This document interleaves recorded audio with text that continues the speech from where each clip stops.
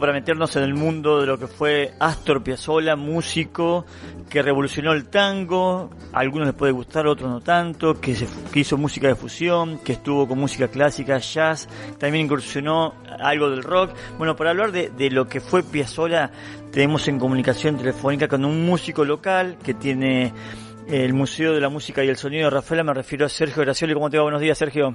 ¿Qué tal, Emilio? Buen día, ¿cómo estás? Bueno, ¿qué representa para vos y qué representa para la Argentina y para el mundo hablar de Astor Piazzolla en el marco de los 100 años de su natalicio? Indudablemente, Astor Piazzolla es el compositor argentino más importante que ha trascendido nuestras fronteras y más conocido en el mundo. Y lo digo con conocimiento de causa, ¿no? Los países donde hemos estado actuando, se conoce y se valora y se quiere muchísimo la música de Astor Piazzolla. Al punto tal que nosotros sabemos que Piazzolla no componía para bailarines, por lo menos a partir de la conformación de su octeto, ¿no es cierto? Cantores pudo haber, pero bailarines, bueno, Piazzolla decía que la música él la componía para que la escuchen. Sin embargo, en algunos países del mundo, los bailarines de esos países le ponen coreografía algunos tangos de Piazzolla, ¿no? Cosa que me parece bien, por otra parte. Y en esa línea, vos, al viajar, digo, yo también, como vos viajaste más que yo, digo, me acuerdo en un homenaje en Roma, en el 95, estaba todavía la mujer de Piazzolla, y bueno, le hicieron un homenaje, dije, bueno, acá, digo, Piazzolla no es solamente argentino, de esto trascendió la frontera, digo, su música, digo, ¿por qué cambió esto del tango? Si es tango, si no es tango, si es fusión, ¿qué tipo de música es? Bueno, me remito a las palabras del propio Piazzolla cuando le cuestionaban la música que él había empezado a hacer, pero no al comienzo, por supuesto, porque él cuando se inicia con el tango tradicional, pero después si querés charlamos un poquito sobre eso. ¿Qué lo lleva a Piazzolla a ese cambio? Bueno, yo creo que todas las influencias que él fue recibiendo, sobre todo la formación que tuvo con dos grandes músicos, el primero Alberto Ginastera, aquí en la Argentina, durante varios años, y después el año prácticamente que estuvo estudiando en París con Nadia Boulanger, que en ese momento era la compositora y la docente más requerida, ¿no?, en toda Europa y prácticamente en el mundo. Y eso le hizo cambiar su mirada de por qué no podía hacer o darse una renovación en el tango, porque si yo toco para la gente joven, no estaba en contra del tango tradicional, pero la gente evoluciona, el mundo evoluciona, ¿por qué no evolucionar también el tango? Esto, por supuesto, le costó un montón de dolores de cabeza, ¿no? Porque tenía, y sigue teniendo todavía, cada vez menos, algunos detractores que lo cuestionaban, lo insultaban inclusive, cuando terminaban los recitales, los músicos eran agredidos verbalmente porque estaban destrozando el tango, pero Piazzolla no se callaba nada, ¿no? Siguió su camino convencido de lo que hacía hasta convertirse en lo que soy. Hoy, cuando hablamos de tango, hablamos de Buenos Aires, sin duda vamos a hablar de Gardel, vamos a hablar de las orquestas de Pugliese, de Troilo, pero no puede estar al margen la música de Astor Piazzolla, que es una música que es un tango, digamos, contemporáneo, actual, y que incluso tiene una vigencia inconmensurable. Él compuso esas obras pensando, digamos, en algún momento dijo, dice, o alguna vez mi tango se escuchará ya por el año 3000, y yo creo que sí, seguramente, ¿no? Hablaste de Carlos Gardel, cuando era muy joven, y Gardel ya era famoso, tocaron juntos, y me sé que, por lo que leí, Gardel lo invita a hacer el viaje por Sudamérica y los padres no lo dejaron. Sí, claro. Bueno, la vida de Piazzolla fue esto, ¿no? Viajes, ir y venir. Él nace en Mar del Plata. Fíjate que generalmente para lograr algún espacio importante tenés que estar en Buenos Aires, cosa que después hizo Piazzolla. Pero él nació en Mar del Plata y cuando tenía 4 años, sus familiares, con sus padres, viajan a Nueva York. Y ahí se instalan en un sector que se llama la Pequeña Italia. Y bueno, y ahí Astor va absorbiendo inclusive toda la forma de vida de ese sector de Nueva York, sobre todo la música del jazz, estamos hablando del año 1925, imagínate, ¿no? Y su padre le regala, cuando Astor tenía 6 o 7 años, un bandoneón. La sorpresa de ese chico cuando el papá llegó con una caja, que no sabía lo que había dentro, abre esa caja y encuentra un bandoneón, fue mayúscula. Inclusive el propio Piazzolla reconoce que a esa edad él no le gustaba mucho tocar el bandoneón o hacerlo sonar, porque veía que su padre, cuando escuchaba tangos, claro, en la lejanía, lloraba. Entonces le parecía como que si él tocaba el bandoneón le iba a producir o provocar un dolor a su padre. Bueno, retornan brevemente a Mar del Plata y se van otra vez a Nueva York. Y ahí en 1934, don Vicente Piazzolla, el papá que era italiano, lo manda a Astor a llevarle un presente a Gardel, que estaba actuando en esa ciudad. Y este chico, imagínate, 13 años, llega hasta donde estaba Gardel, le entrega el obsequio que le había mandado su padre, y se ponen a charlar, y charla va, charla viene.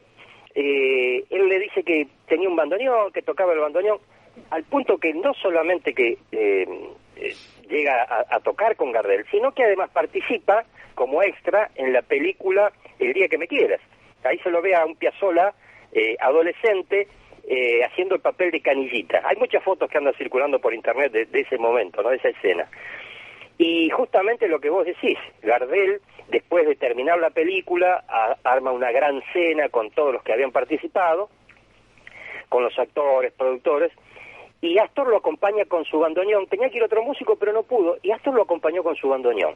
Después Piazzolla dice que también lo acompañó en otros sitios cantando Gardel, y fue cuando el Zorzal habla con el padre de Piazzolla para llevarlo a la gira que él iba a hacer por Puerto Rico, por varias islas del Caribe y por Colombia.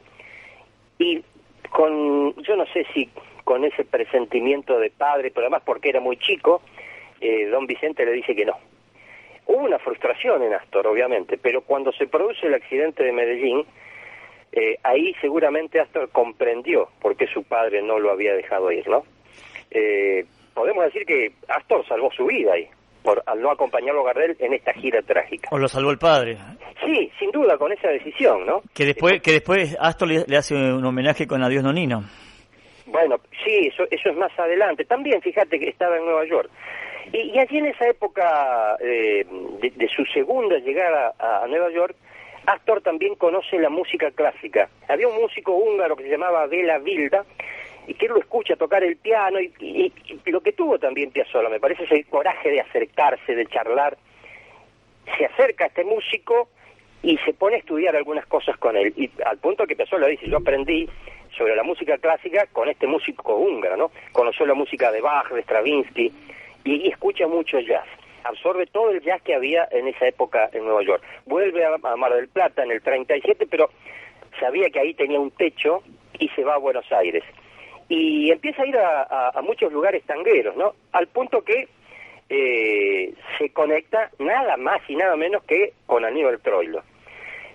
Le falta un bandoneonista, lo incorporan a un Piazzolla muy joven, y no solamente se incorpora como bandoneonista, sino que al poco tiempo también empieza a arreglar, es decir, a escribir los arreglos para la orquesta de Troilo. Y hay una anécdota muy linda, porque Piazzolla siempre dijo, oye, yo a Pichuco le escribía 1000 notas y él me borraba 700 más o menos. Claro, porque el toque de Piazzolla es muy rico en notas, hasta barroco diríamos. Y Pichuco la tenía muy clara, qué era lo que él quería tocar, ¿no? Con su orquesta. Bueno, ahí con Pichuco está hasta el 44, arma por un breve lapso, una orquesta exclusivamente para acompañar a Francisco Fiorentino.